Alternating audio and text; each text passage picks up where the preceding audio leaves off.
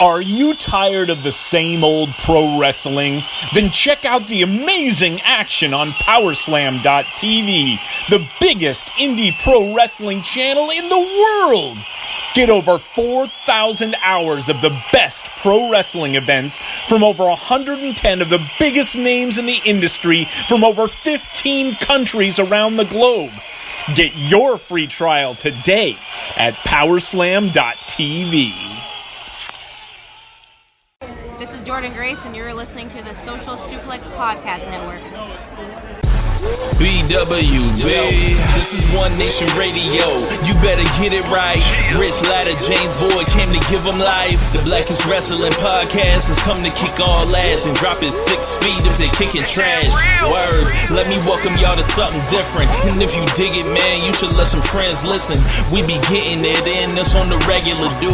Ravish and flow, but this shit rude. See, James don't rap, so I had to break it down. The whole network, man, we coming for the crown. Raps in the columns, I keep them both covered. Making the beats too, so the listeners can bump it. Hit us with the rating, yeah, I'm saying it's a 5. Before you hit it, talk, bob your head side to side. It's One Nation Radio, and this is the beginning. It's Rich, and I'm here with James. It's time to listen to One Nation. We got to unleash the power of the pyramid. This is Mike Sempervive from WrestlingObserver.com. Check me out on Wrestling Observer Live every day. And also check out your boys, Rich and James, on One Nation Radio. This is Kenny Omega. We're listening to One Nation Radio. Check it out, guys. These guys know what's up. Big Kenny Omega fans, and that's all that counts to me. Goodbye and good night. Bang. Ladies and gentlemen, welcome to this week's edition of One Nation Radio. I'm your host, James Boyd, and with me, as usual, I have the tried, the true, the trusty Rich Latta. What's going on, man? Nothing much, man. Here for another great show of One Nation Radio, and we are going to change it up just a little bit. So, James, hit the music!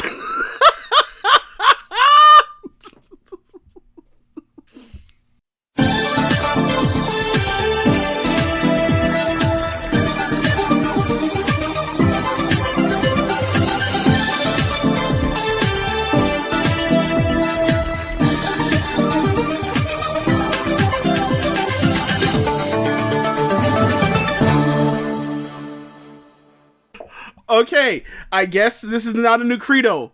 What's the best thing in wrestling you saw this week? And we will start from the top. Korakuen Hall, 9th anniversary for Stardom. The only match that's out right now is the main event between Mayu Iwatani, the red belt, World of Stardom red belt, whatever you want to call it. Mayu Iwatani, the champion, versus Momo Watanabe. Rich, what were your thoughts?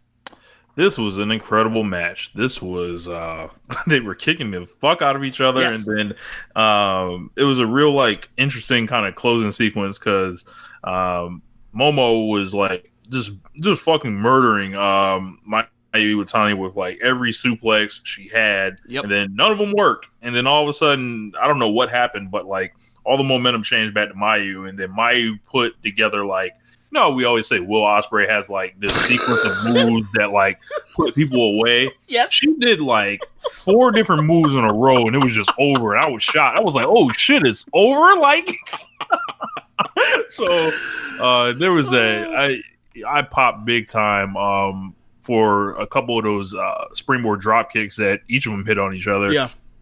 There was like a springboard Poison Rana out of the corner. Yep. That was nice. Yep, for a cover.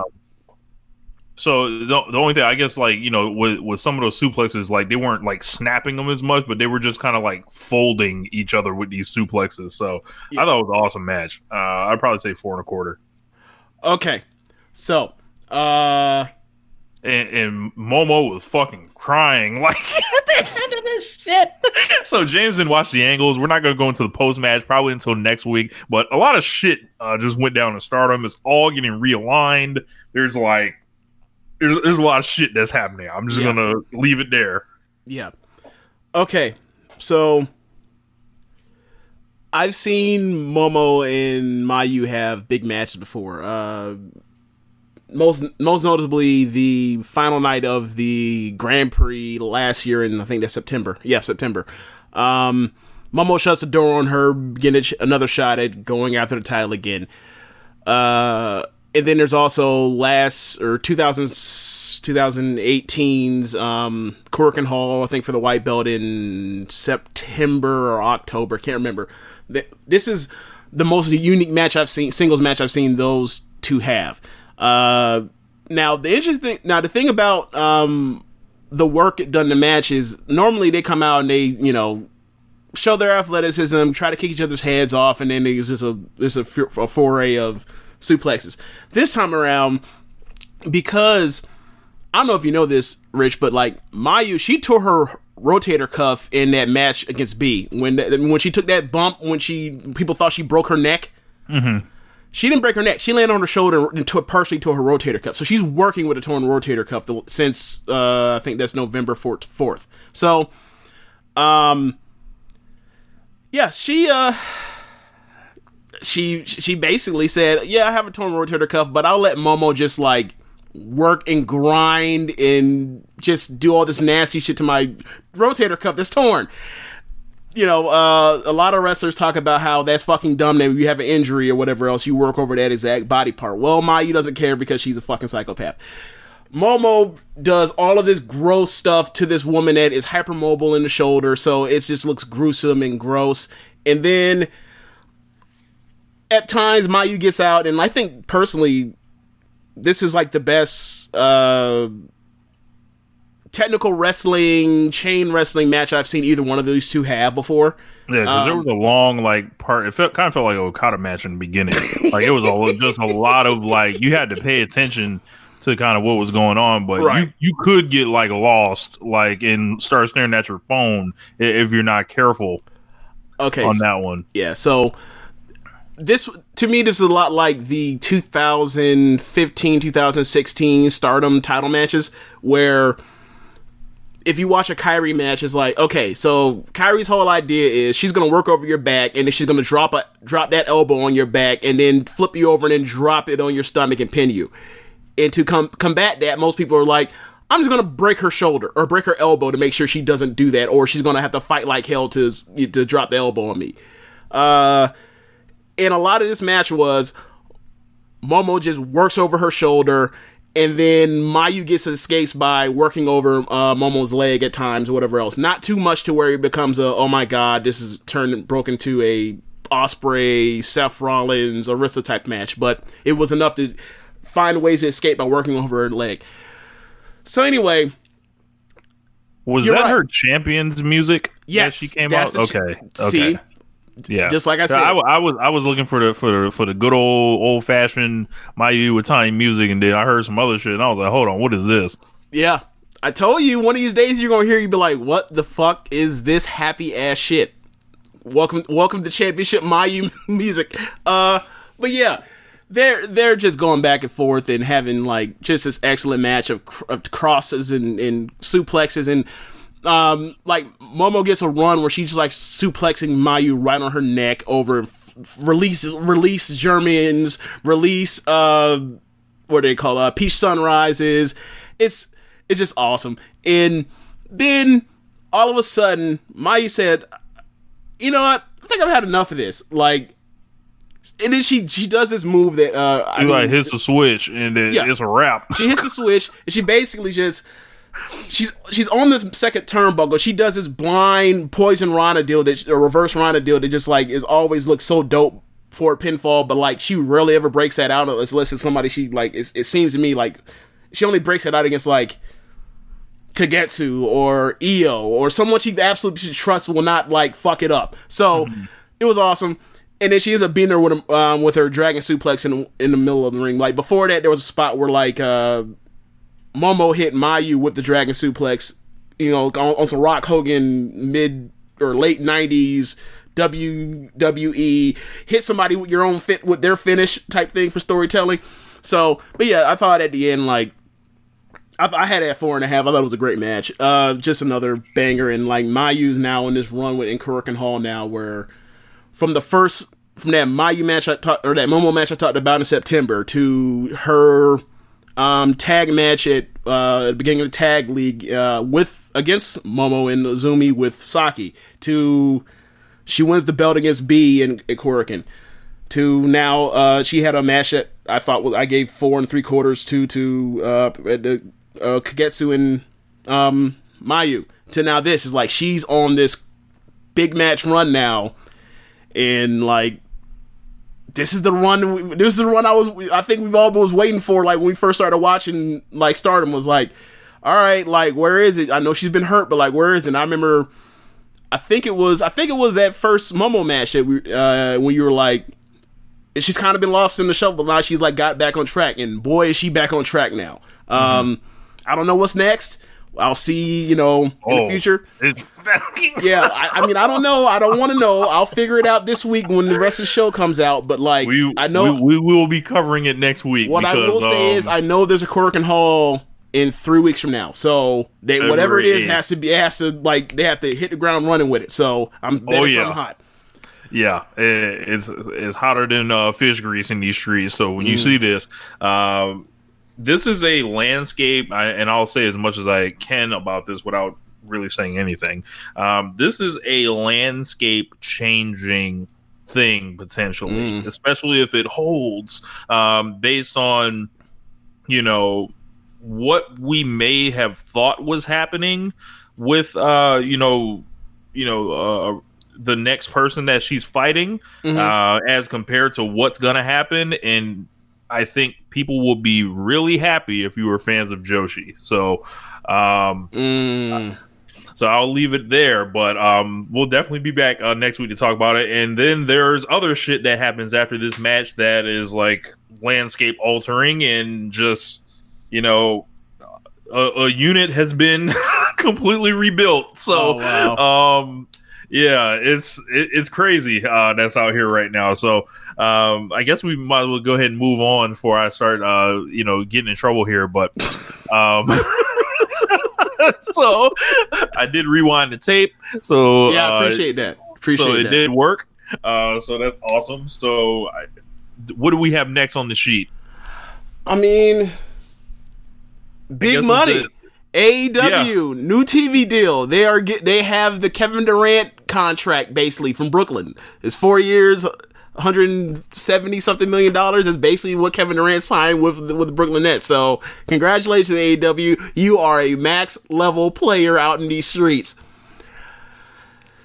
Where do you want to start, Rich?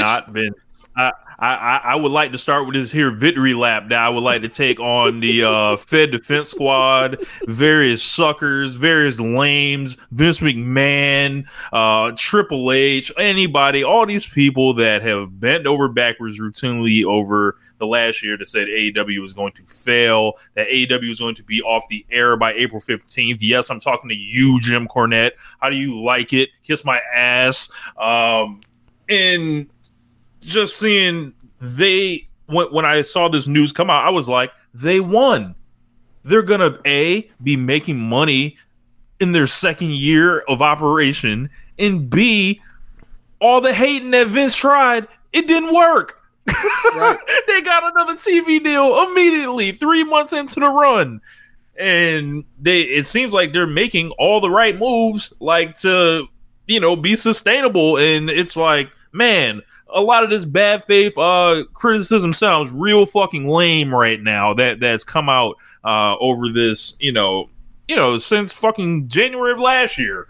Couldn't be happier. It's seeing like I believe Matt Jackson said something like, now if it wasn't clear before, fans can really invest and know this thing isn't going anywhere. And it's like if you were like holding on, be like, yo, Darby Allin's my fucking guy, like, right? And be like, yo, like, I hope he fucking makes it, but maybe there's no place for him to make it too. And, a big thing that, I'd said on this show over the last, I'd probably say 2 or 3 months, like, when they were booking things, and, it was kind of like things were, either there were rash or snap decisions being made, my reason would be like, oh, okay, they're probably booking like there is no tomorrow, because there wasn't. So it was like they had to make it work. They had to do whatever. And now there is a tomorrow. So I'm just overjoyed. AEW's here. And how about it now? and the ratings are popping right now. Man, this is a great day for AEW and all elite fans and everything like that. So, yeah, I'm in a very great mood with this news. So, what is it? Wednesday night between AEW and NXT, they're breaking in what, $80 to $100 million a year now. I would say at minimum that, because then you start adding in the ad split that they still get. I don't believe they're getting their production paid for, but there's enough new money to kind of offset that. Yeah. So I think that's a safe estimate. Yeah. So it's so crazy. I mean, it's really cool to hear that. And now, after watching NXT for years, watching AEW this past year, year and a week or year and 2 weeks or whatever else. And to go from, you said 2017, there's NXT is going to be off the network, it's going to be a USA network. Then there's going to be another fucking wrestling company that pops up out of nowhere that's based off of Chris Jericho, Jon Moxley, and the Elite. And they're going to be pulling in between both of them, like a combined $80 to $100 million a year in TV money. I would have told you, you're out of your fucking mind. And this is where we've gone in the span of what, September 18th, once USA Network got NXT on air, right? Yeah. This happened fast, in a hurry. The landscape is changing by the month as opposed to by the year or by the quarter like it used to. And it's all positive. I've never seen more good wrestling than I've ever seen in my life in the last September or whatever else. The last 6 months, 7 months, last year to right now. And it's a lot of that is based off of NXT and off of AEW, and some of the best television I've seen is because of these 14 months between these two companies and their promotions, and they're killing it. It's awesome. I know you don't watch as much NXT as I do, but they're back. AEW, for all the stuff that I've been complaining about recently, I don't want to get lost in the weeds of, or I don't want to get lost in the forest of them doing weird stuff with the Nightmare Collective or with the Dark Order, to forget the part that Chris Jericho was in the middle of a career renaissance, maybe figured out another peak on some Magic Johnson 5.0 shit. He has to renegotiate, right? Oh, yeah. He's going to get that Lesnar deal. I'm trying to get as much money for the least amount of days as possible.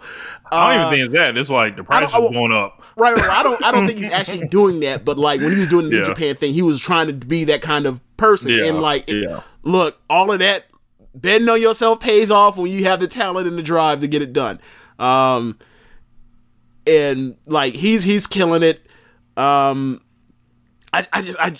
I would never imagine that all this would have happened so fast, but here we are, and it's great for wrestling. It's great for wrestling fans, and I just can't wait to watch more Wednesday night wrestling. And it's gonna be here for a long time. It's gonna be here at least four more years. 4 more years.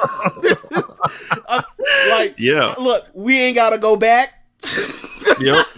We ain't gotta be watching Monday, or you can just omit Mondays and Fridays completely, like your boys, and I don't know. It's it was something Dave said in the Observer. He was like, the whole idea of what Vince was trying to do was to drive their numbers down and chip at them the whole time, right?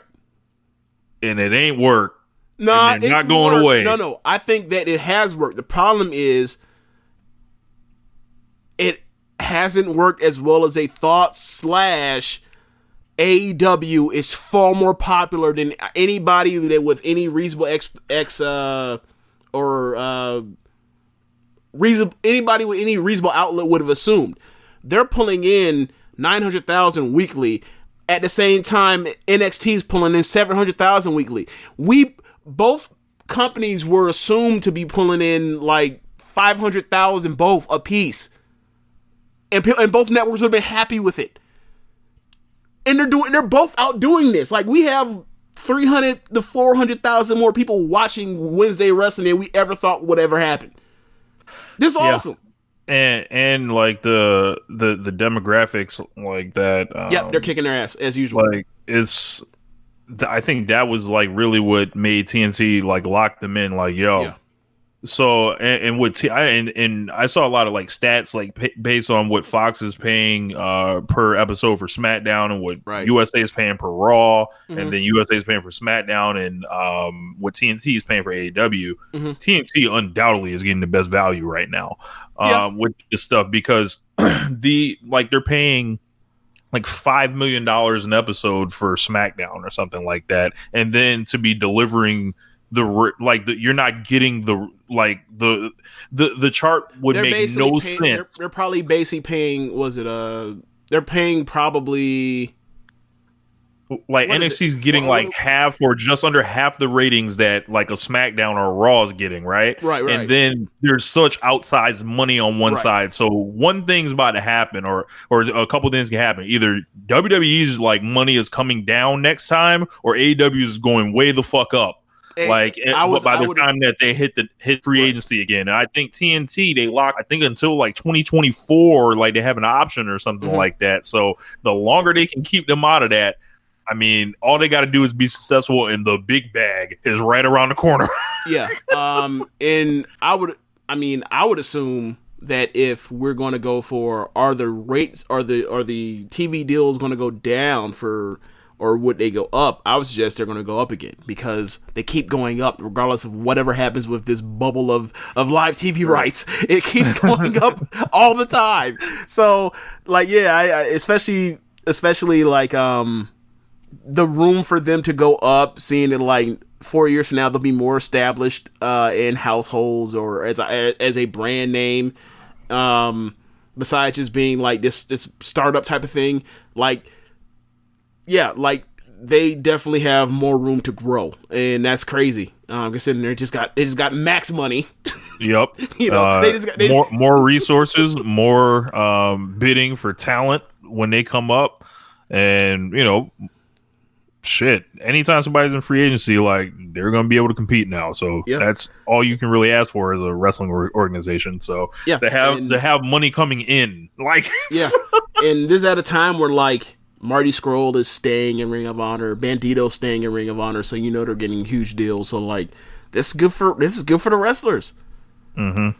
I mean, so or this is better for the wrestlers, right? Like, so that seems to be another part of it for me that I'm happy about, is like, people are going to have choices, and their choices aren't going to be like make a bunch of money and toil away or whatever else. Like, your work's going to get out there, you're going to make money, you have a chance to do less dates after you've already grinded to get there. Like, with AEW there, with NXT there, Ring of Honor still around, Ring of Honor looking like they have a second lease on life now, or really like a 15th lease on life. But yeah, man, it's looking up, man. It's looking up. Yeah, man. Like, so, like, Impact couldn't find a way to end up getting this type of money. ROH couldn't figure out how to get this money. MLW couldn't figure out how to get this money. It just sounds like, James, like, they was not being run well. Sounds like they just ain't have it, for all this time. Yeah, sounds like it. And it's not, it's not like Sinclair doesn't have the money to make something like this work for them. And look, it could have all been theirs. Always. Unbelievable. They have the stations to put the shit on. Like, what I'm saying? Like, so, and you can't be like, well, they didn't have the talent. Motherfucker, Cody was in Ring of Honor. The Young Bucks were in Ring of Honor. They were getting dates on Kenny because of the New Japan connection.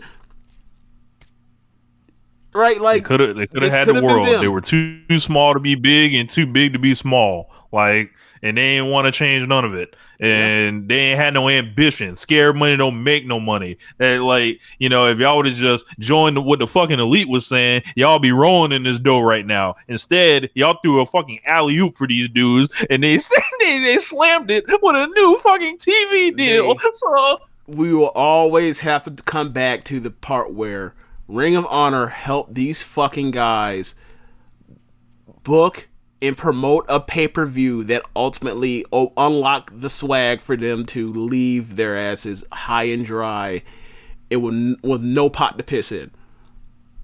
Boy, you created your own fucking doom, or your own downfall for the time being. Like, maybe Marty gets his shit back right. They still have some talent. They got to promote that talent and figure that out. But we'll see what happens with Ring of Honor in the coming days. Speaking of Ring of Honor, because they're now seems like they are kicking out at 3, and they're starting to fire up. They are coming up with quite the interesting WrestleMania weekend card, aren't they, Rich? They are. They have decided to start doing business with New Japan again, and it's almost like, you know, every New Japan guy that gets added, there's like all this buzz and everything like that. It's almost like nobody actually gives a fuck about Ring of Honor, like I was saying 2 years ago on in New Orleans. You know, like, this is fucking New Japan. This is what this shit is. That's why people want to get this shit popping. That's why people want to show up. I kept seeing every single name come out. I was like, oh, Jay White. I ain't going to no fucking Lakeland for no Jay White. Right. All of a sudden, you know, it's just name after name just starts coming. Like, and right now I'm just waiting for Tanahashi and Okada to get announced, and then I may consider going. Like, so it's like, yo, whatever's happening. Let's just go through the list right now. It's Jay White. It's Ospreay. Yep. Who else are we talking about right now? I believe Shingo, maybe. Yes, it is Shingo. It's Shingo. Saber, Kenta. Yeah, like, and this also goes with Marty. This also goes with Bandito. Like, Dragon Lee. Yep, really. Like, it's gonna be interesting to see how these like matches line up or whatever else. But what I will say is, and we know Tanahashi's gonna be here already because he's announced for that Young Lions show. That's right. Thursday for WrestleMania weekend. So I would assume Tanahashi's going to be here. If they announce Okada or Ishii, I'm there. Chances are. I have not yet gotten a. Now, the funny part about this all is, I was saying selling out. I was talking cash shit on before they started doing all these announcements of New Japan wrestlers, and I had said, I wish I would find out that one of y'all are going to this Lakeland show driving, 50, no, it was like an hour from where we stay. Like an hour out to Lakeland, which is like, you have to go past Tampa, so you have to go like 40 minutes east of Tampa to get to Lakeland from where we stay, just to watch whatever was going to be in the card. And it's also because at the same time slot, it's against TakeOver. WrestleMania weekend takeovers. Look, I don't give a damn what they do at Supercard. They're not going to have a show better than TakeOver. But I would do what we did in New Orleans last year, depending on what else shakes out with this Supercard card, where we go to the Ring of Honor. We essentially turn off our phones and then show up the next day and watch the WrestleMania takeover. I'm like, at this point, like, I'm considering that. Now, all bets are off when they announce it, like, oh yeah, we're bringing back Mayu Iwatani. All bets will be off then. Be like, to Lakeland I go. But I remember at the time saying, like, watch they gonna come out here and they're gonna announce some Stardom wrestlers. I'm gonna be like, God damn it, y'all got me. Fine, y'all got me. I'll show up to Lakeland. But it looks like a great card. It looks like it's setting up to be a great card. So it's like the Ring of Honor and New Japan relationship is re-blossomed, which is kind of like interesting, weird, very interesting. And then with Marty being in the office, one of his goals to try to work with AEW as well as like, where the Mexican promotions come in with CMLL being linked to, that kind of triad of groups, and AAA is on the AEW side. Mm-hmm. It's like Marty and bring the NWA into it. It's like, bro, like this man Marty like is about to like, just spin in a circle and like try to bring all this shit together. Like he's the magnet out here. Like what the fuck's going on out here?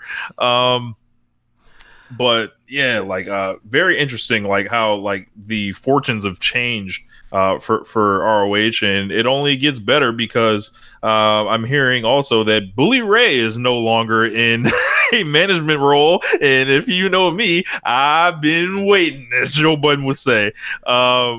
Yeah, so Bully Ray supposedly was in charge of like Women of Honor, which is a well-known trash fire of a division that makes AEW look like 90s. 90s all you gotta say is like 90s All Japan Women's. Correct. Bitch, you dumb. Yes. Yes. Okay, so what I was going to say to you is like I was sorry for interrupting, but I was going to ask you like, was 2018 One of Honor like the worst like division in major American professional wrestling? Was there anything worse? Like, I don't know, maybe it was like a SmackDown tag team division that was shittier or something like that, maybe. But I don't even think it was that bad, or WWE put on anything that as bad as what Women of Honor was last year. That was just embarrassing. Shit. The 2017. The Divas are back. Alexa Bliss, Carmella dual title runs in the summer. Yuckington. Yeah. Or 2018, I think. Sorry. Yeah, you meant 2018. The problem with that is like 2018 women's main roster WWE still had the rise of Becky Lynch in it. When the fuck did Women of Honor ever had anything like that? Yeah. What if they ever said, "Hey, we're gonna have someone get over by beating someone in the middle of the ring with their move week after week after week"? They even set up like the possibility of even getting a Becky Lynch to that place. They could. I don't know who they could have, and they will still fuck it up. Or at least last year's Women of Honor. I don't know. Like we started off the show talking about Mayu Iwatani, right? They literally had her, right? They literally had her, and they couldn't get a 3-star match out of her because they were doing this Kelly Klein bullshit. So, my good buddy Jonathan Gresham will be taking over the Women of Honor. Yeah, so know nothing about him as a booking mind, but I mean, it's not Bully Ray, so it's not somebody that's trying to recreate the heat from the 90s and shit. Correct. Like, yeah, we're open for all suggestions at this point. So, Mr. Bully Ray, as you know, you blocked me on Twitter last year for questioning your business acumen, invited me to come on your show, which I declined like a smart person, a clearly superior being than you, and and you know what happens a year later. The chicken and the cows and the crow, like it all comes home to roost. So Bully Ray out of there. Stick to Busted Open Radio. So is he done with the company, or is he just a wrestler now? I think he's just a wrestler right now. Oh, okay. Well, he can do that, I guess. Yeah, man. Like, I mean, one thing I will say with the Jonathan Gresham thing is like, it will be as far as the booking or whatever else, like that will be done a lot more professionally, a lot more to the cuff, a lot less goofy, just for the fact that like we don't have him coming out here having security come to grab people from the stands, have them come backstage so that he can talk to the fans and shit and intimidate them. So we ain't got to worry about that. So this is a leg up just off rip. The professionalism just off the charts.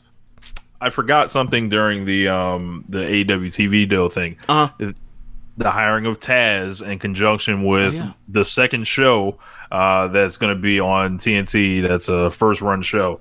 I'm very excited about it. And you know, one thing about AEW is they only have 2 hours a week, and it's like a perfect show, like at that length. But it's like, man, you wish you could platform, you know, some more people just a little bit more.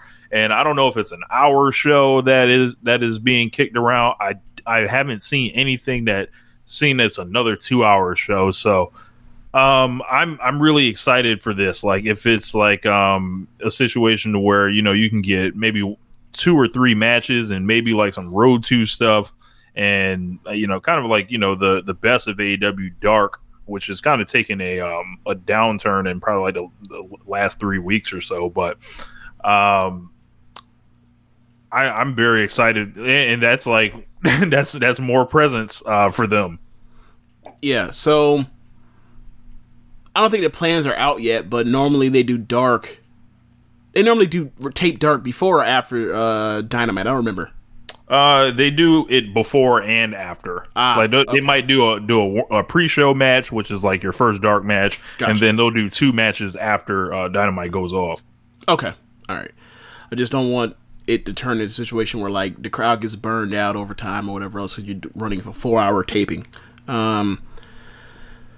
Okay. I'm trying to think. What's next, Rich? We talked about Ring of Honor.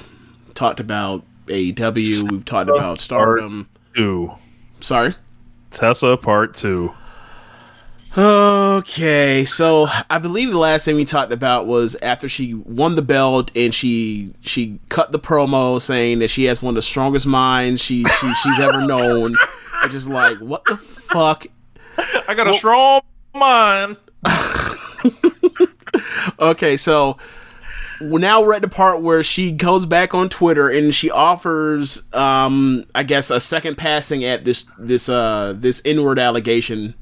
Where not an apology, by the way. Right. A flat denial. A staunch, a flat out denial, which is like hilarious after, everybody and their mama came off the woodwork and said this. Like, at this point, what I want her to do is say, no, why would I do that? That's stupid, guys. Is this camera on me? Why would I do such a thing? Knowing all the history I have, why would I do this, guys? That's stupid. Quit playing. Y'all don't want to believe the truth. Y'all don't want to believe the truth. At this point, she may as well go full Robert Kelly and just deny. Why did they lying on me? Tessa Blachard, she just came out and said they lying on me on Twitter and then called it a day. Because that's what she did. And it's bullshit. And it's ridiculous. And it's absurd. And it holds up to no scrutiny. I don't know who's giving her advice, but that person does not have her best interests at heart. So her statement, for those of you guys that haven't heard it, and mind you, we did the big thorough breakdown last week of everything that happened. If you missed last week for whatever reason, check that out, then come back to this. But she said, over the last week, I have been accused of calling a fellow wrestler a racial slur. To read, this allegation has been personally upsetting. To be clear, I absolutely did not use that word. That word is not in my vocabulary. That word is not in my heart. Racism is not in my heart. Yet, I know many people have to deal with racism in a way I will never have to. Racism is an awful part of American history, and it is equally awful that it's still part of our society today. While I did not do what was claimed, I stand ready to use my platform to support the fight against racism however I can. Wow. Yeah. So, a couple things. And I think Jason Solomon made a great point about this. She came out and gave this huge denial of the fact that she said the N-word, but said nothing about the fact that, like, the N-word was also thrown in there with, like, spitting on this black woman. She didn't even say, like she didn't say the woman's name. Nope. Nothing. You want to know why she didn't say the woman's name? Because a PR person, whoever gave her this bad advice, said, don't mention it, because what will happen is people immediately start Googling her and be like, wait a second. She said she did that in conjunction with a bunch of other women that also said they were either there or also heard the same story, or also the other, like, women's wrestling reporters from around the world over the last week that all came out here and said, yeah, we all heard this story, or we were there, or whatever else. So, this is why you don't do clown shit. It's like when you do clownery comes back to bite quick. Yeah. And like, I don't understand. Knowing Big Swole is out here publicly saying, "Yeah, this shit happened, and I tried to fix this." Between both parties, I've reached out to both parties to try to get this shit squashed. Like, to go from that to saying this flat out never happened is such a slap in the face of, like, she thinks we're dumb. Like, she thinks she has no respect for us. She has no respect for what happened, the woman that she caused this to, and she had more stuff come out about her. I believe Sean Ross Sapp broke today about her stuff with the WoW show and the whole deal. You know, a lot of people was coming up, you know, going anonymously talking to Sean Ross Sapp about this stuff, and then Allison K today. Woo! I don't know, like, what Allison K, you know, like, what she's like doing here, but this is a takedown of all-time proportions, like busting the door open on like everything that she has to do. I don't know if you're pulling up her thing today, but apparently she was given some more information to where Tessa is trying to snoop for dirt on her, but she was alerted of it, and she was like, yeah, that's not really going to work, and she put out the text messages on Twitter. Tessa Blachard, quit now. Okay, so I'm at the tweet now, and Allison K says, I said what I had to say, so I'd love to move on, but I got several messages about Tessa Blachard, added her in it, trying to spread lies. Unfortunately for you, I've built my 11-year reputation of being respectful instead of owning up to your mistakes. You lie, scheme, and prove you haven't changed. Second tweet attached to this. This is one reason people don't speak up. It's also one of the reasons I felt I needed to be able to do so. I have thick skin, there's no dirt on me, and I have a large platform and amount of colleagues who vouch for me. I'll absolutely absorb this front line of idiocy to shield my friend. I'll gladly absorb this front line of idiocy to shield my friend. So the tweets these are message screenshots, and it says, scribbled out, it says, blank just called me to ask you for your number. She wants to talk to you. Apparently Tessa is trying to dig up dirt on you. Allison replies, of course she is. That doesn't surprise me at all. The person that messaged her says, Claro, because she was exposed, so now she's a fucking comic book villain who wants revenge. So, yeah. Another message is from somebody we don't know, and it says, "Are you close with Alice?" And this is like, I guess, a screen grab of what was relayed, but between the third party and the fourth party. And it says, "Are you close with Allison?" And it says, "Yeah, what's up?"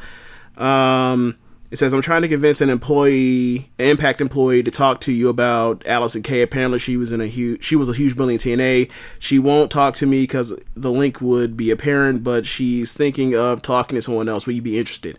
The fourth party says, "I got this DM. I think Tessa is trying to shop stuff to take her down." The third party says, "I'll give Allison the heads up. Thanks." The fourth party says, "For sure, the timing just seems off, and I've never heard of her being a bully from anyone." Oh boy. It continues to blow up in Tessa Blanchard's face over and over and over again, as it should. This is amateur hour. Like, has she never been involved has she never been around anyone, or does, like, well, I was going to say, does, like, Impact or TNA have, like, some type of, like, PR crisis manager? But then, of course not, because, like, they got Josh Matthews' phone for fucking Twitch. So, of course, they don't have a PR person to so, handle like, this shit. they one-shot a pay-per-view off a cell phone. Yes. Yeah. Boy, wow. Who would have thought? That's the world champion. Well, there's that, but also it's like, who would have thought, like, 2 weeks ago that, like, Ring of Honor would look so much better than Impact / TNA in 2 weeks. All it took was 2 weeks, Rich. Bro, 2 weeks. The shining example that Impact was all throughout last year. The reputation was improving, and everything like that, and you can visibly see like the profile raising and getting on that. They got their own network now, and it's just like, wow, a big black eye for Impact, and then you just start noticing why all these people are in Impact. And it's just like, ugh, this feels like sleepy wrestling. Say again? Like sleazy old wrestling. Yeah, like, I mean, I guess Impact / and MLWs were like the malcontents go, because like that's their last shot. Like, this is the last chance you. Wow. Yeah. Last shot. Adam Cole finish. Okay, so what's next on the docket now that we covered the Tessa part 2 again, or part 2? Christ. Let's see, what else do we have on the calendar? I mean, or not on the calendar, but on the docket. I don't know, man. What else is there? Rocky Johnson died. The Rock's dad. So he passed away last week. Apparently, I think it was some type of heart attack, some type of vein thing there. And obviously Rocky Johnson was before James and I's time, but he was a huge star, main eventer all over the country throughout the 60s and 70s. And what most people may know him for is when he came to the WWF at the end of his career, where he was the tag team champion with Tony Atlas, and of course ended up training The Rock later on, and essentially getting him in because he was friends with Pat Patterson, which those guys drew lots of money together in the San Francisco area, which is ironically like where Dave used to see a lot of Rocky Johnson and Pat Patterson at that time. If you're looking for more information on Rocky Johnson, Dave did an awesome, I believe he talked for 35 minutes about Rocky Johnson to start one of the shows last week. There was just a lot I didn't know about Rocky Johnson. I would definitely recommend that. And it's always sad when someone dies, and Rocky Johnson's a great performer of when you start talking about black wrestlers and everything that a lot of black wrestlers went through, and I can imagine the stuff he had to do being a top guy in all these towns or whatever, being paid well and whatever, but still being a second-class citizen. You can still probably trace that anywhere. And he was kind of a cautionary tale for, from everything I heard, where he ended up not really having much to show for his career towards the, end of it. And, nevertheless, he ended up recovering, and Rock ended up, coming back in, and he lived a long life. He was 75 or 78 years old.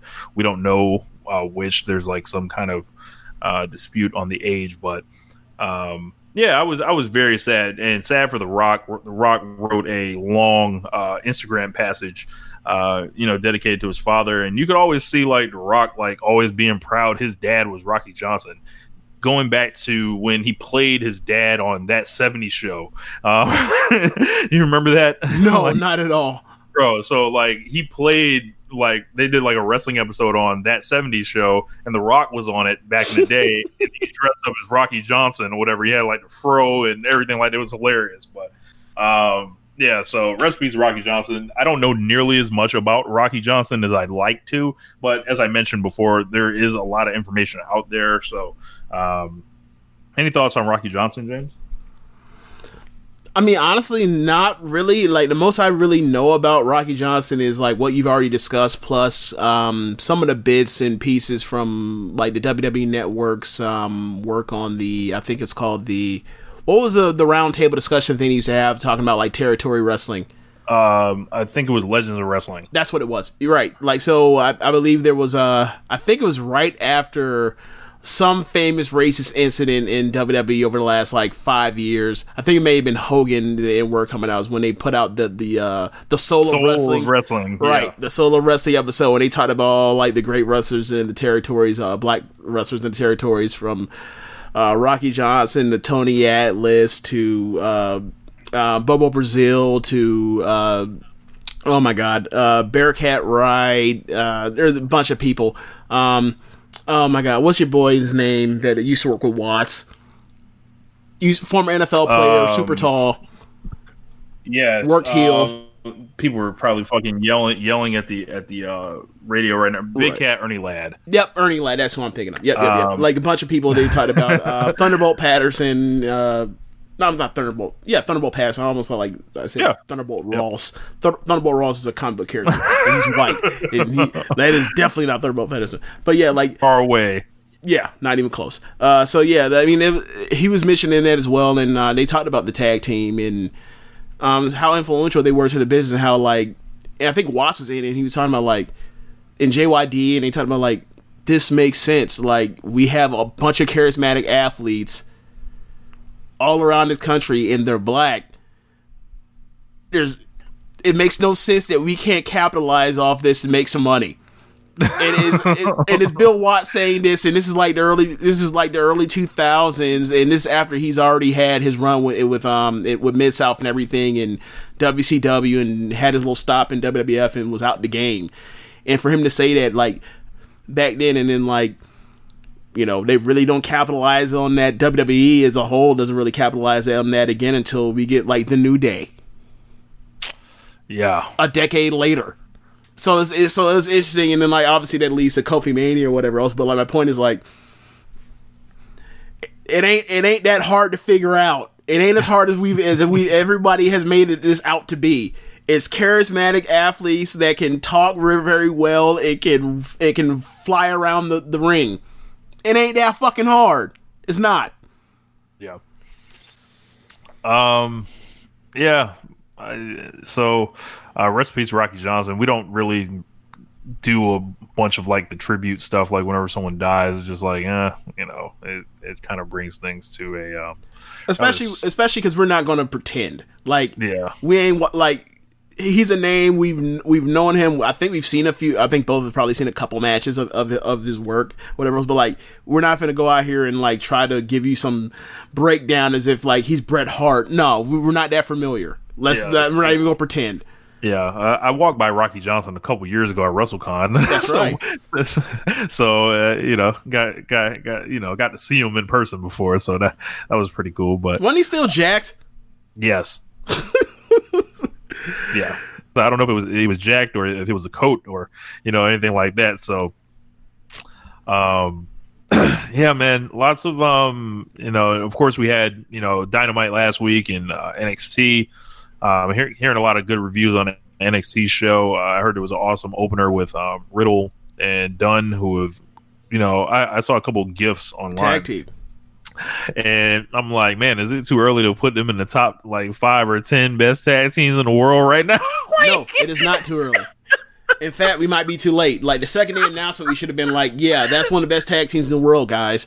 Just that quick. They had the matching gear on. Yeah, like I have not watched. I am on a backload of NXT. I need to catch up on. I am now 2 episodes behind now. I need to catch up, but I'll catch up over this next week or whatever else. But especially before we get to not Battleground, Worlds Collide.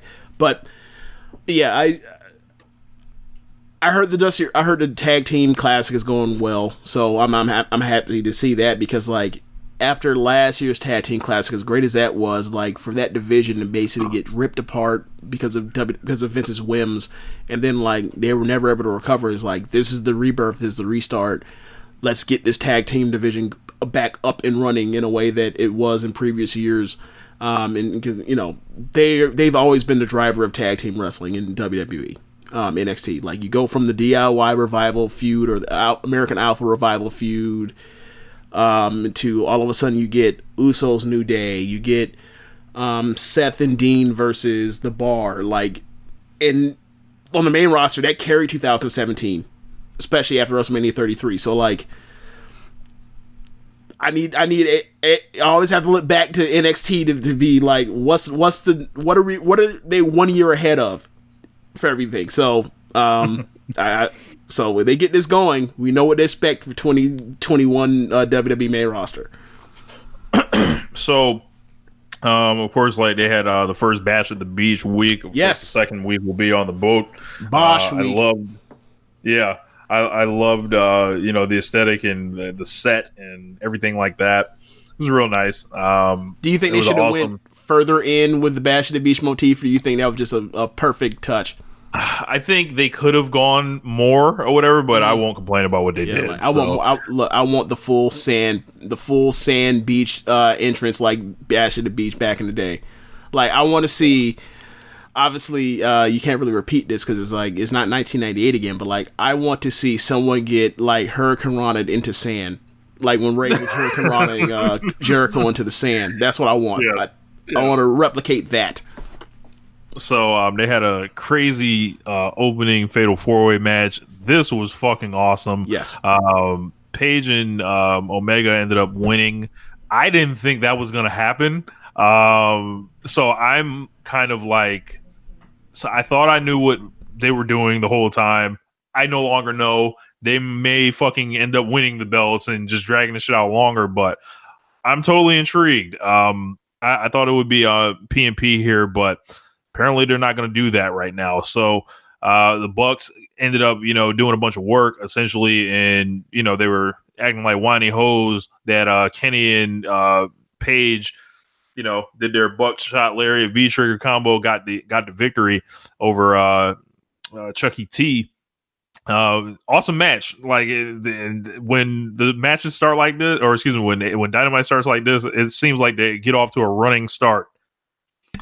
So they started like right as the bell rang. Like I don't even think they did a show open. Like AEW presents Dynamite, and all of a sudden the action just starts in the ring. And I gotta say to you, like, I have this weird thing to where like I can't explain it. I don't know why, but like I enjoy watching Chucky T get pinned. I don't know why, but like any match that he's in, like he needs to eat the pin on. I don't know why I feel this way, but I do. And they pinned him at the end. I was like, great, fantastic. That's exactly what you need to do. Pin this man. But yeah, all jokes aside, like, I think that what they're gonna do is like they're gonna have their tag match, and this is where it blows up for them finally. Like they finally combust when SCU gets their title shot. And what I will say is I wish that they would come up with more interesting things to do with SCU besides like the story is always somebody besides SCU and whatever they're doing for the tag titles.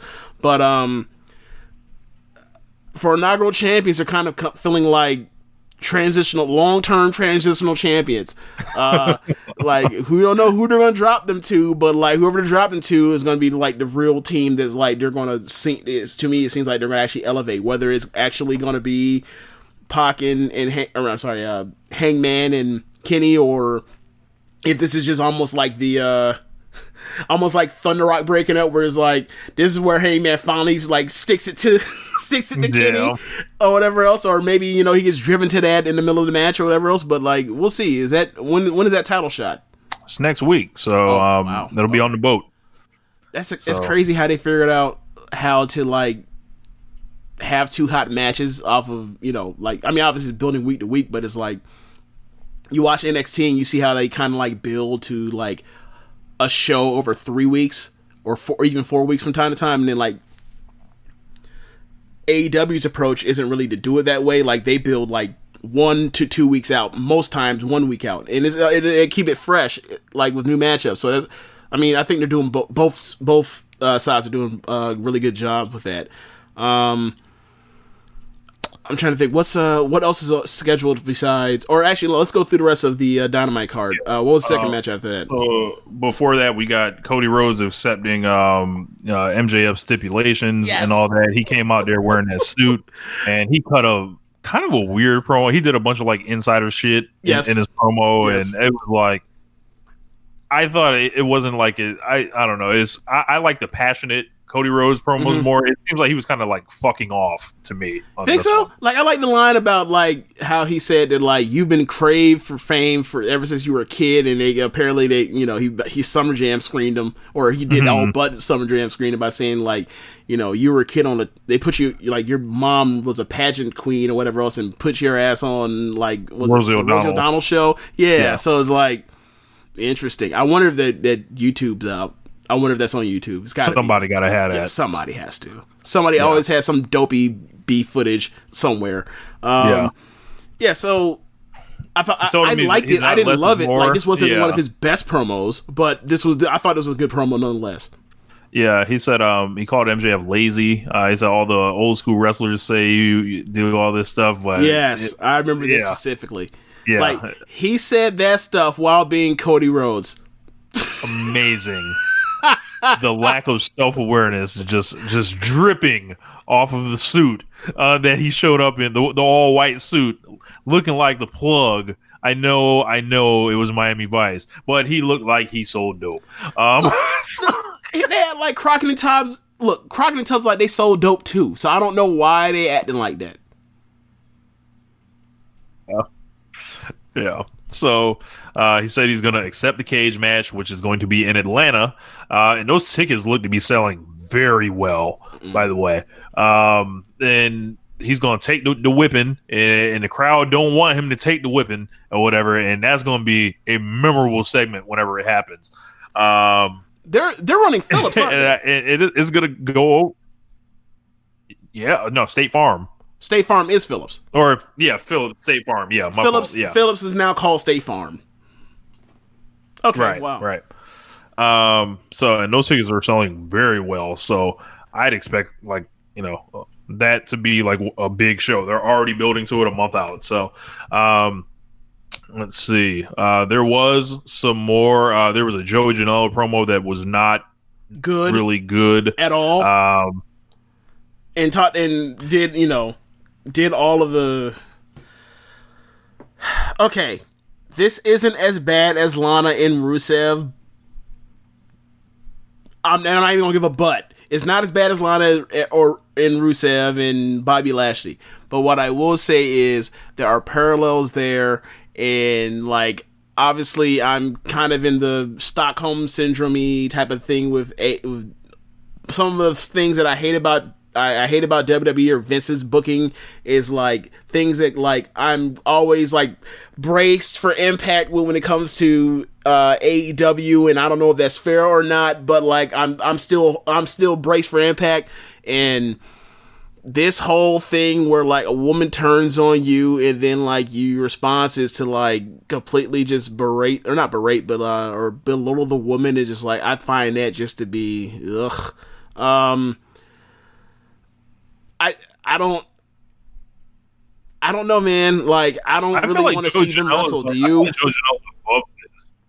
I feel like Joey Janela is like above this, and I know it's like you're not really supposed to say that because you're always supposed to be trying to build like new people. Like, maybe this is a platform for Kip Sabian to get over, but right. I don't know. I like Joey Janela a lot more than this. Yeah.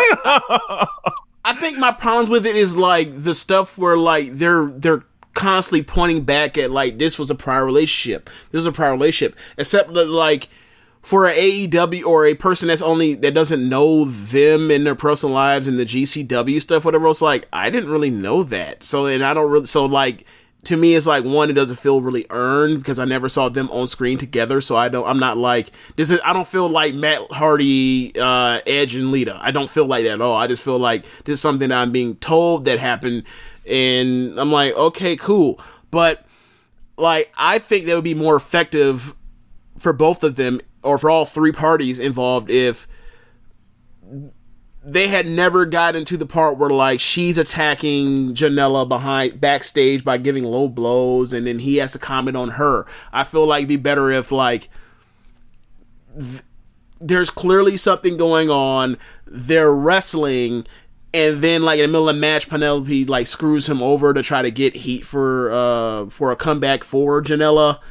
Like in the match, like, she'll get in the middle and she'll do interference, and she'll do like head scissors or hurricanranas, whatever else, to opponents. Like, that's what I feel like she should do, or she should do, a little bit more than that or whatever else, and go from there. And obviously I feel like they should be putting over Kip Sabian for the time being, because Janela's already over. Like, Kip's the one that needs the help. And like you've said before, like, Janela can lose all the time, it won't matter. So you may as well like get over a hill.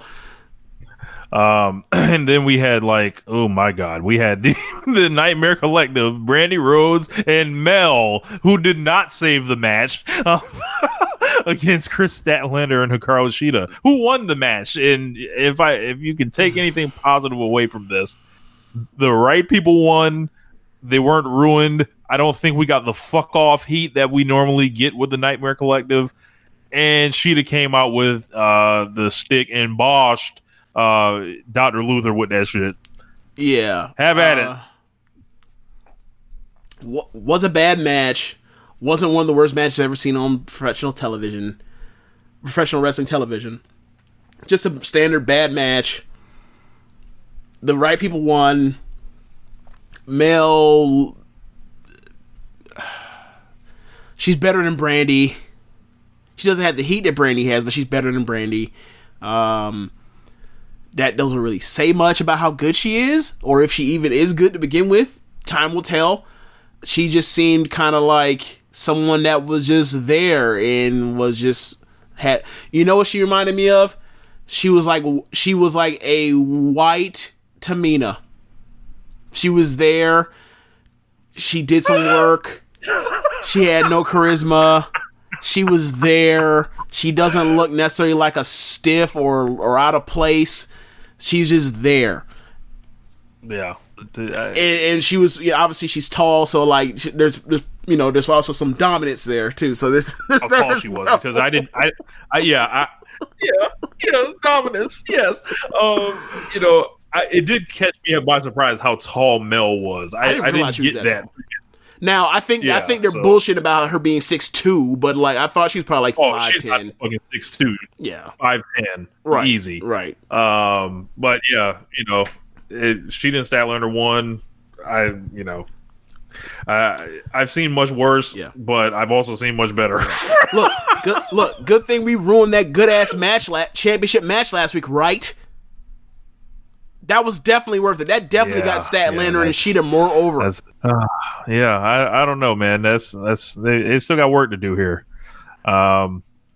So they did like this weird thing where the Dark Order did like paid advertisement to tell us their evil plan on how they were going to recruit. I don't know like if that necessarily makes sense. Well, in movies, the villain typically gives you exposition dump of telling you like, the evil scheme right before they get thwarted because you told us the evil scheme, you goddamn dummy. Yes, correct. And for as much as people complain that they're not being told what's happening in AEW, that's what this was. So I'll cut them some slack there. I didn't think this was bad. I didn't think this was bad at all. This actually this was a positive Dark Order segment. So like eventually like they're trying to reel in a real big fish like Kenny, but if they can't get him, they might be able to get somebody like Page, or they can definitely get his underling like Michael Nakazawa. Same deal with Brandon Cutler. And then, he was strangely missing. Like there's been like, a lot of stuff. It's been really intriguing if you're following it along, but Cutler definitely been up to something. And the Bucks are also a target for the Dark Order. I think that's eventually the end game here is like a Bucks Dark Order match. So the Bucks are hell bent on working with these guys. So I think by the time the match comes, it will be over to some degree. But this was a good segment this week. So and of course they mentioned Hangman being another target because he's grown distant. Then we got Sammy Guevara versus Jon Moxley. This was an awesome match. I thought it was great. I thought it was this was like. Say that again. You said this is like of what? Like AEW, like the X-Pac of like the Inner Circle, or the Six of the Inner Circle, and everything like that. I think he has a higher ceiling than Waltman did, or whatever. That's because Waltman's obviously far in an era where his size far worked more against him than Sammy G's will. And I thought this was excellent. Like Moxley beat him, but gave him plenty. And it's like everything Sammy G does, he's not some fucking geek. He loses matches, but like he didn't need to go in there and get squashed by Jon Moxley, because like when you're starting to look at levels, if you're a level lower than Sammy G, I expect I expect Moxley to squash that person. Mm-hmm. Sammy G is clearly a guy that's made right in the middle. Whenever they want to flip the switch and decide, hey, you're a fucking babyface now, the crowd's gonna fucking love him. So, yeah, this was awesome. Yeah, I thought it was a really good match as well. I thought a lot of the same things you did were like, he's clearly, landing offense on Moxley, but until the very end, until that knee strike at the end, like you never actually thought for a second he was even going to get, a pin attempt on him, like a serious near fall, but he actually got one. And the crowd bought it. So in the second, it was almost like that was the goal. Like, we're going to work towards getting that man a near fall that people will halfway believe, and then Moxley just immediately gets up and just hits him with his fucking move and ends the match. And I thought, perfect. That's how it should work. Like, you should always build towards having any type of competitive match or semi-competitive match to where the person that's working from behind gets an advantage at some point. You think for even a split second they can win, and then the person that should win just wins after that. That's how a lot of these Stardom matches work on road I want to say Road 2 shows, but matches between Cork and Halls. So Mox debuts like an alternate finish, which is a submission move. Like he reversed, like he went for a moonsault and fell into a rear naked choke. Yep. Seemingly building up his Bloodsport match at the same time. Yes, he was definitely getting his Shayna Baszler on. Yeah. After that, AEW's world champion Chris Jericho came out there. Lights went out, of course. Take a shot. They came back, and Hager, Santana Ortiz, everybody was in the ring.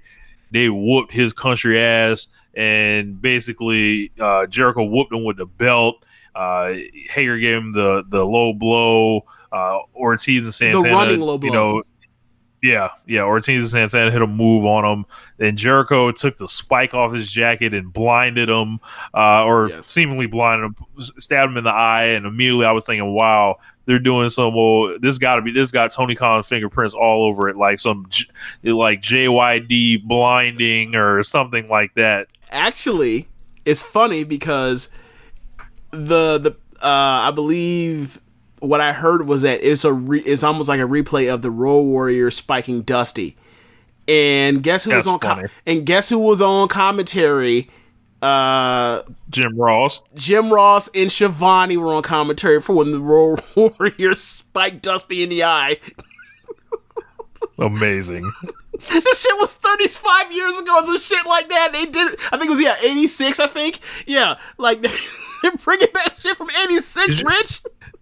Did you ever hear the story behind that? Like, Dusty Rhodes was trying to get him so fired, and they had just come up with a no bleeding rule, and Dusty was the booker, so he was like, "Man, fuck this! Y'all trying to," and it was like a power struggle going on, and he was like, "Well, I'm about to get myself fired," and ended up going to work for Vince.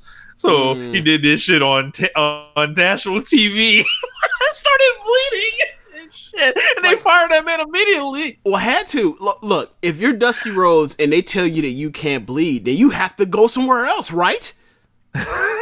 I think it was more than that. You gotta remember, Dusty was out here. Remember, Dusty had a reputation of remember, he used to gig his arm and shit.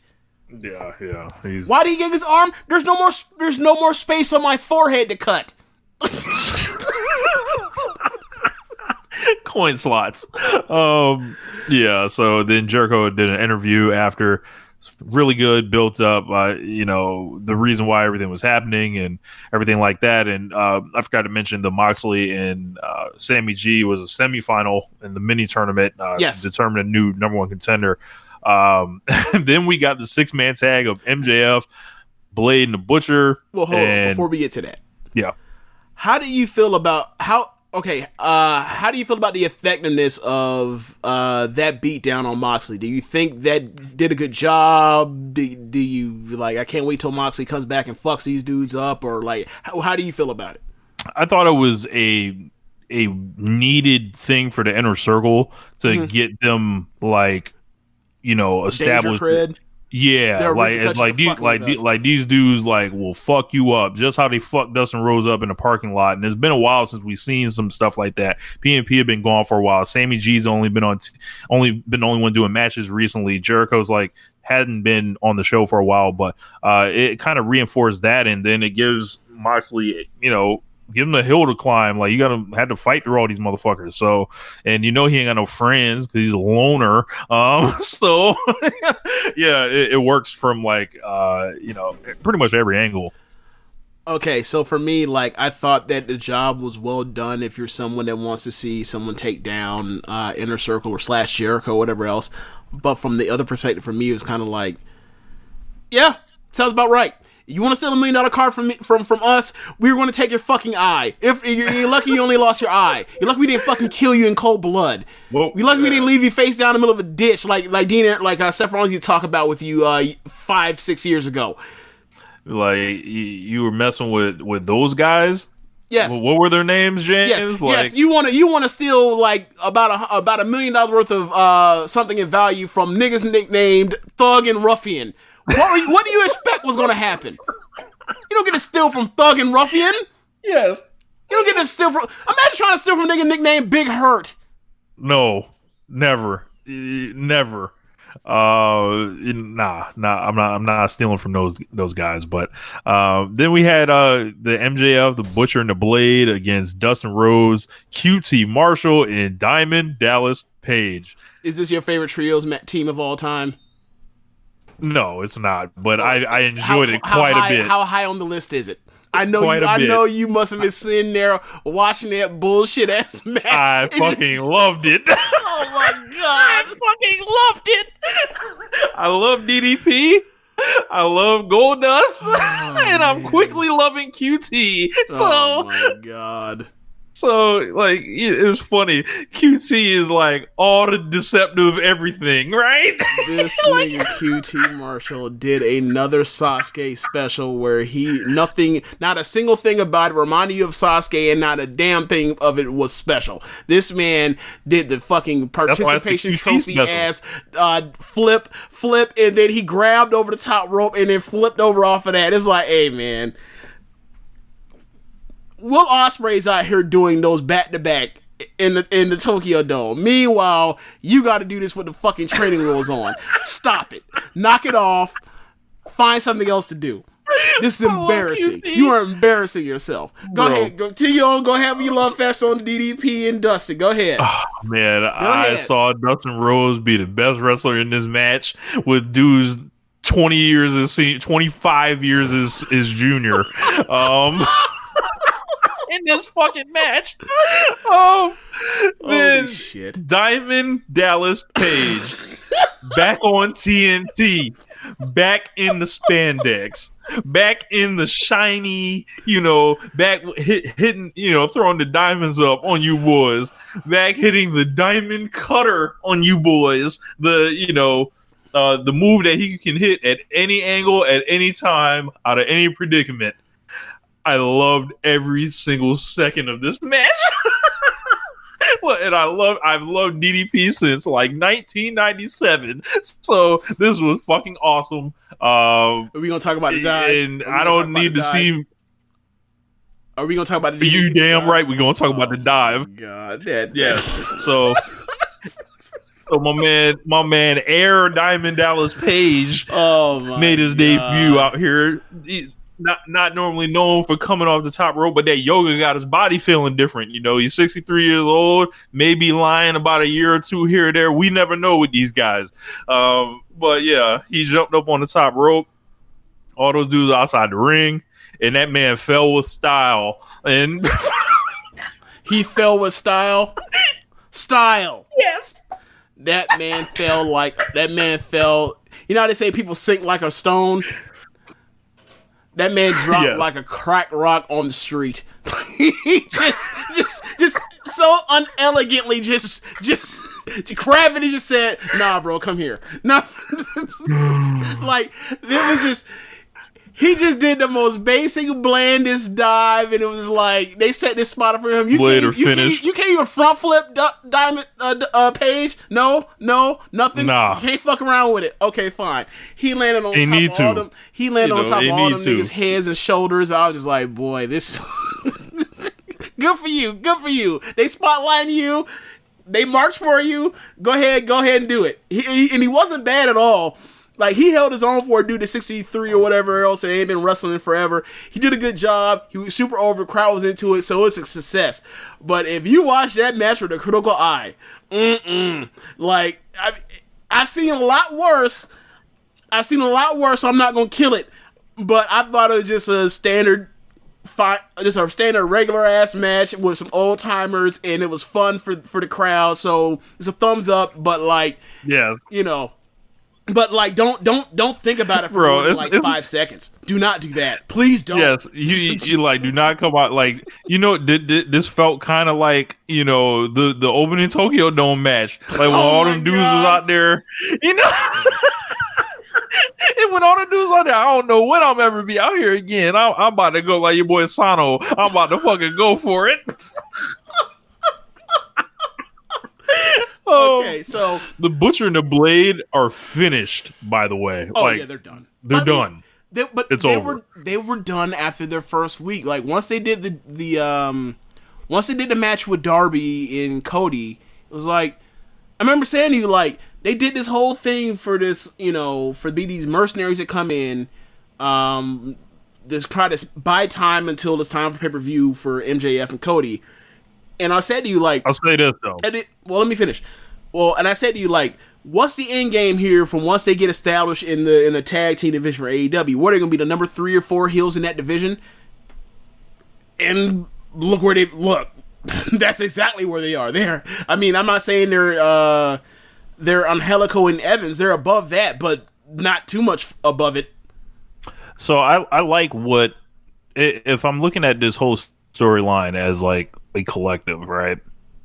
Like, I love the branching technique that I'm kind of seeing. That's like, it feels like you're playing N64 game kind of, and it's like, all right, if you get jumped out on, you do have to fight this guy, but you're always kind of getting back to the goal somehow, which is Cody and MJF still, and it's bringing in all these like supporting people underneath it, and this is getting written with a lot of care and attention that I wish could go to other places at times, but it's good to see. Like, I feel like what we're establishing with this now is the AEW playbook, like when it's done like well.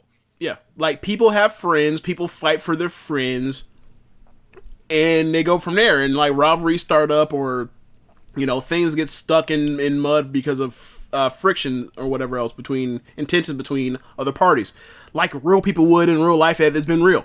What I will say is, what I need now at this point, because we've done so much with DDP, I need DDP to get his ass whooped by somebody. I need somebody to beat DDP's ass to get heat for Cody.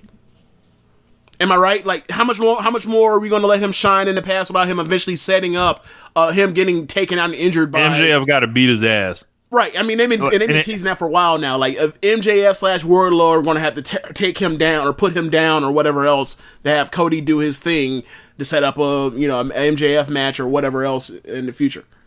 Yeah. It was real cute, with the diamond cutters and the self... promotion, and the self high five, and the new fake music that was the fake music, like fake music. It's amazing, but somebody eventually got to whoop that ass. So and then the main event. Do you think they play that card, the DDP card, like after he takes his lashes and has a match with Wardlow, and it's like, you can't touch me until you can get your match, and it's like he's gonna like bust DDP's kneecap or some shit, and is gonna like set Cody over into a state of rage, but he has to sit there and just watch it because he can't touch MJF. I think they're gonna do something along those lines. I see him, and that's smart, but we'll see. Yeah. Then that main event, Pac versus Darby Allin. I fucking loved it. Yep. This was a this is like all right, when Neville started doing the King of the Cruiserweights on 205 Live, he had a bunch of these, and he's so much bigger than, like, it's not often where he's actually the bigger man. And it's crazy because even when he's the smaller man, he often wrestles like the bigger man. Absolutely. With Pac. So him with Darby Allin's the perfect guy where you can just beat his ass, fold him up like an accordion, and just everything. And it's like, you look at this match was being put in the main event spot here. And it's like, what other company would be main eventing with this right now? Well, not the main roster. I mean, you got a point. Like, I would say probably, like, once they get Hiromu up and running or whatever else, like, he'll do some main events or whatever else. But, like, you're for the most part, you're right. Like, especially over on this side, yeah, like, to see two cruiserweights, flat out, there is no, you're under no, like, illusions that this is anything but, like, two small dudes working really hard. I mean, I guess you could say, if you want to say that, you can say, like, Gargano and Cole, but like, they're not built as cruiserweights. Like, but these guys are clearly, or especially Darby, is built as, like, this is a smaller guy. You're supposed to get behind him because he's super small. He's taking a lot of damage, and he's super quick and fast and twitchy. And, like, that's how he's going to survive, is through heart and just heart, resilience, high pain tolerance, and twitchiness is what's going to make you love this guy. And Pac on the other end is like, I thought it was really cool that, like, we've seen him in the ring with Omega. We've seen him in the ring with Pac. But, like, it's very rare to see. I mean, unless you're obviously, I'm not going to include his Dragon Gate shit, because obviously that the answer will be there. But, like, outside of that, like, you rarely ever have seen, as good as Pac has been for all those years, you rarely ever see him in the ring with someone as twitchy as he is. And to see that was like, so this is what it's like if he wrestles the people he's meant to be wrestling. That's awesome. Like, to see someone like the people that have, like, that kind of body control is so rare to see them in the ring together, or at least on American television, that it was really cool to see. Yeah, this match fucking ruled. Easy 4 stars. Yep. And if you're doing TV main events and they're 4-star matches, you're getting multiple 4-star matches on the show. Yo. The thing for me is, right, I loved this episode. Yeah. I really like this episode. I think Pac's my favorite wrestler in AEW. Just in ring work so far. Obviously, you can say Phoenix or Omega or even Moxley at this point, given the matches he's had on TV. But, like, I don't think I enjoy watching anyone wrestle more than Pac in AEW. Like, and I don't know. I can't really put my finger on. Maybe it's because it feels like his matches are more familiar with the other stuff I watch around the rest of the world compared to, like, the indie, super kick, like, spamming. Like, he doesn't do the spamming stuff, and I think maybe that's kind of why I feel that way right now. Like, he just more or less, like, is more traditional, but it's just kind of quick twitched while like, the pacing is kind of slowed down. Like, I just really enjoy everything he does, like, in the ring, like, since we've gotten on Dynamite. Like, I enjoy everything he does. So Pac gets a big win over Darby Allin, and then back comes Jon Moxley out the ambulance, wrapped up with the eye and all that. And looking like Dusty, after Starrcade 2. Yeah, just a head completely just wrapped over the top. Yes. Pac essentially is like, yo, fuck you mean there ain't no #1 contender match next week. Like, you saw him, he's in the ambulance, he ain't gonna be on the boat. Like, I'm the #1 contender. And then Mox let him know it ain't going down like that. And then all of a sudden you remember these two guys have unfinished business. They had a draw against each other before, and it's like it all comes back together, and it's just like, this is so well booked. Like, that was my comment at the time. And I get to say it unironically. Look at the tapestry of storytelling. Look at what you've done, and look how you bring it to the fore. It's not that hard just because it's on American fucking television.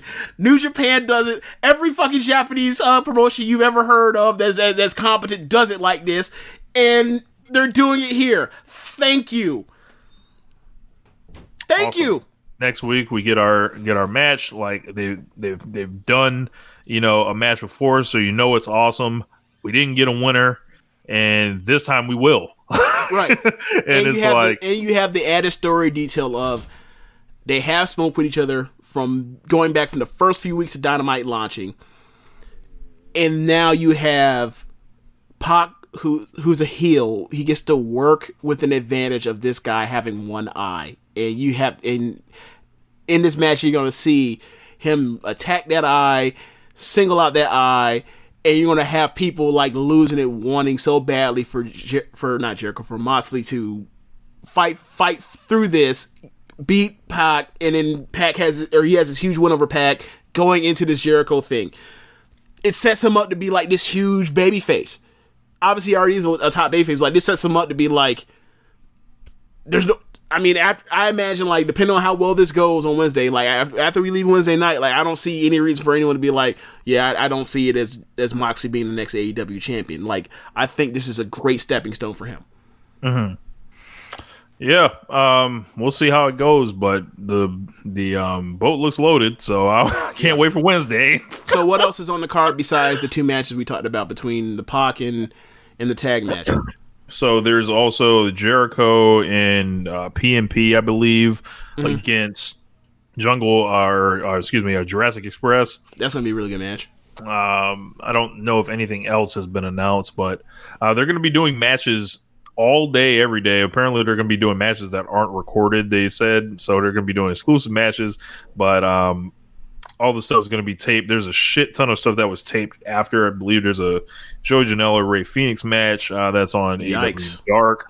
I heard that either Phoenix was injured or like he came in like banged up, so it wasn't at like the level you would expect with those two. Those two have run it before quite often in PWG. But I think everyone's on the boat except Brandy Rhodes, who I believe had her passport stolen, if I'm not mistaken. What? Yeah, so she will not be on the boat. So maybe no Nightmare Collective. So celebrate if you wish. But please don't be mean to Brandy Rhodes on Twitter anymore about her passport getting stolen and saying thank God she's not there and on the program and you hope she dies and everything. Please don't do that. So besides that, man, is there anything else this week we got to really cover?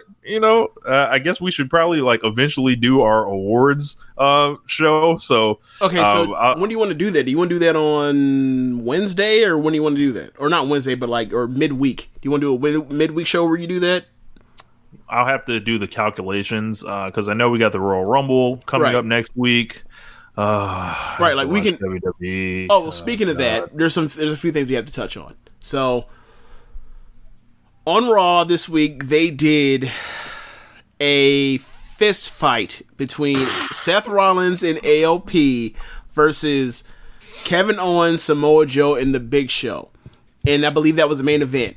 It went 5 minutes and 16 seconds. Why would you have a 6-person tag match, Rich, in the main event of Raw that goes 5 minutes? Because they don't care. Okay. Well, at the end, I didn't watch the match. I'm just asking questions. But what I will say is they did a bit of a storytelling beat where they did another rematch between Aleister Black and Buddy Murphy. And Buddy Murphy took another loss, so Buddy Murphy is now joined with Seth. So it looks like Seth doing a little bit of dark ordering right now. But whatever. Like add to the stable.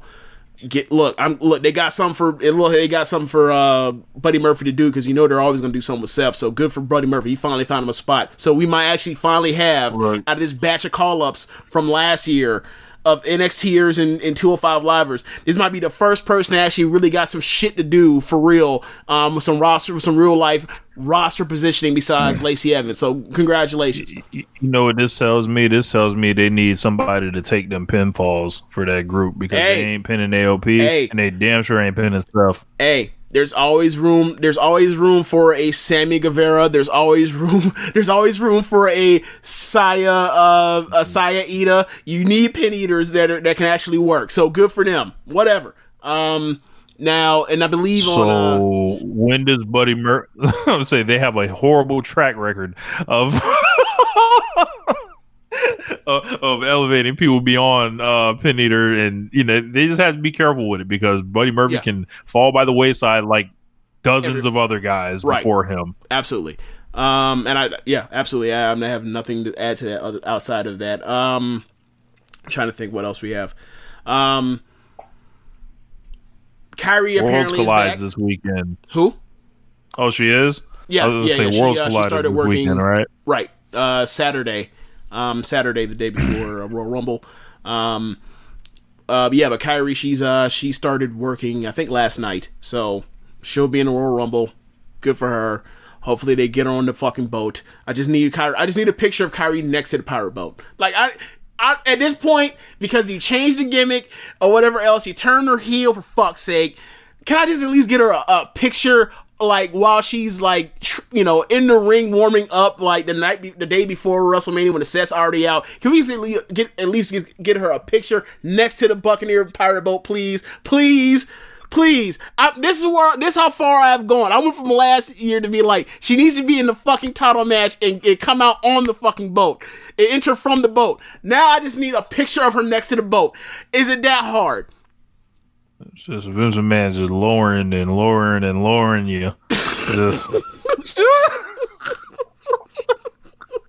God damn. Look, man. What was the Tomohiro Ishii meme? Like, I'm a sad man, write whatever you want about me. Yes. Like, if I do not get at least a picture with Kyrie, then that's gonna be like the whole meme for WrestleMania week for me. Is like I can't get Kyrie even next to the fucking boat, not even on the boat, not even next to the boat. Okay. Unbelievable. Yeah. What else was I gonna say? Yeah. This is just in passing, but like they're continuing the storyline between Otis and Mandy, and like apparently this is like they're becoming America's sweetheart couple. Wow. Yeah, like they're playing the storyline with Otis with Mandy, where like Mandy seems to actually legitimately like Otis, and like Sonya is like thinks that she's playing him. But she doesn't realize that that Mandy's actually feeling Otis. So, look, this could go somewhere really nice where we have two baby faces coming out of this that people like, or it's going to turn the normal way where we embarrass Otis for being a schmuck that basically, flew too close to the sun. Yep. And gets some heat for Mandy. So, given the history of this company, she'll end up kicking him in the dick. Oh, yeah, like Zack Ryder. That's right. Yeah. But at least Otis won't get murdered 3 times in, 4 weeks. So there's that. But, yeah, I think that's all I got on the main roster. and can I take my victory lap now, or should I wait until after he loses at the Royal Rumble? Talking about who? Daniel Bryan. Yeah, wait. Just wait. You gotta wait. Yeah. Okay. I will delay it a week just in case they and put the belt on them. Just in case what? Just in case they come to their senses and actually put the belt on them. Yeah, let's see. Let's say men's Royal Rumble, women's Royal Rumble, and then the title matches we have on point right now. Real quick, because I think we'll probably talk about this in passing during the midweek show. But the winner has to be Roman for the men, right? It seems like there's no other option, James. That's how they've set it up. But I mean, okay, the only person you would if it's not Roman versus Daniel Bryan, then what the fuck are we doing here? Right? If it's not Roman versus Daniel Bryan, WWE doesn't want us to love them. Got a point there. Yeah, I think that's the end of the show. I mean, I'm assuming for the women's side, it's going to be like. I mean, you could always have Cain Velasquez. You could always have Cain Velasquez win the Royal Rumble. You know, that's you know, if we were playing book the worst scenario, a la our boy The Implications. That's kind of what, you know, and I believe he's in it, if I'm not mistaken. So we'll see. Let's hope he doesn't win. But it wouldn't shock me at all. Let's get off air. I can't deal with that. That's a fucking rotten ass finish. Okay, yeah. I know. That's the end of the show. Be sure to rate us on whatever app you're using to listen to this. Before we do that, we got our first donation this week. Huh, how about that? So shouts out. I want to shout out to the first of many. So everyone else after will be copying this man. Stealing swag. Basically coming out here and, you know, following behind. You know. So shouts out. And I'm pulling it up now. So shout outs to Frank Newbecker, who was our first monthly donator. So he had left a comment, said, just drop you guys a monthly donation because you guys are the best wrestling podcast out there. Thanks for entertaining and giving an important view every week. So shouts out to Frank. So if you want to be like Frank, you know, go ahead over to, I believe it is socialsuplex.com or the Red Circle donate page that's linked over to this show. I don't know the exact URL, but you know, you guys are smart people that listen to this show. If you weren't smart, you wouldn't be listening. So